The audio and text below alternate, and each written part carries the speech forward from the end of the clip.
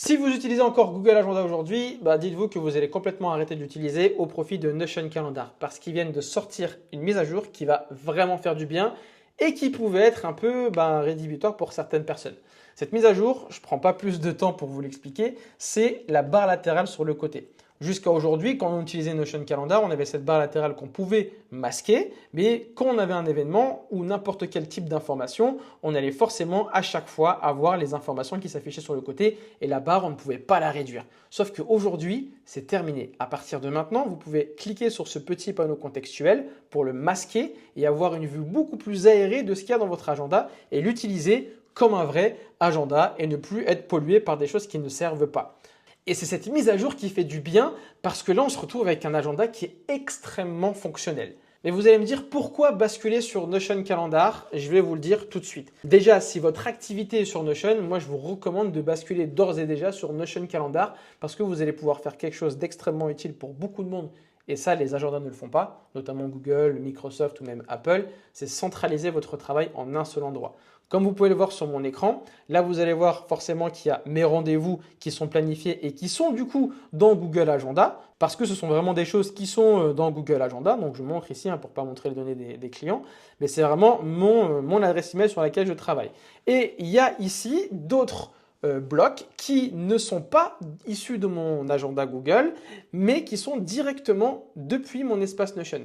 Et elle est là la très grande force de Notion Calendar, c'est que vous pouvez mixer l'ensemble de vos calendriers, de vos adresses email que vous avez juste ici, mais en plus de ça, vous allez avoir la possibilité d'avoir vos bases de données dans votre espace de travail Notion, à condition que vous travaillez avec des bases de données, pour directement les avoir en un seul espace. Et ça, c'est vraiment très fort parce que lorsque je regarde ma journée ou ma semaine, j'ai directement une visu complète de ce que je dois faire en termes de tâches pour mes clients, mais également pour les rendez-vous que je vais avoir. Mais je peux aussi voir l'entièreté des tâches que je me suis affecté pour travailler sur mon activité, tant sur mes routines, tant sur mon espace formation par exemple, sur les choses qui sont à faire pour certains clients, mais aussi sur du travail qui va être en autonomie comme du deep work ou n'importe quel autre type de travail.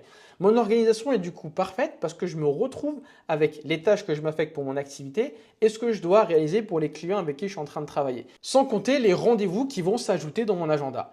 Et ce qu'il faut vraiment prendre en considération, c'est pour ça que j'aime énormément Notion Calendar, c'est que toutes ces tâches et ces blocs de travail qui sont issus de ma base de données Notion n'ont aucun impact sur mon agenda Google. Ce qui veut dire que, en réalité, l'agenda Google va avoir le mercredi 3 décembre complètement vide de rendez-vous. Ça veut dire que si quelqu'un veut un rendez-vous, il va pouvoir le poser directement dans mon agenda sans que ça impacte du coup mon travail. Et ça c'est génial parce que si je veux vraiment travailler en autonomie et que j'ai pas de rendez-vous, je peux vraiment planifier ma journée ainsi. Mais si par contre j'ai des rendez-vous qui arrivent, je vais pouvoir du coup modifier ma journée en conséquence.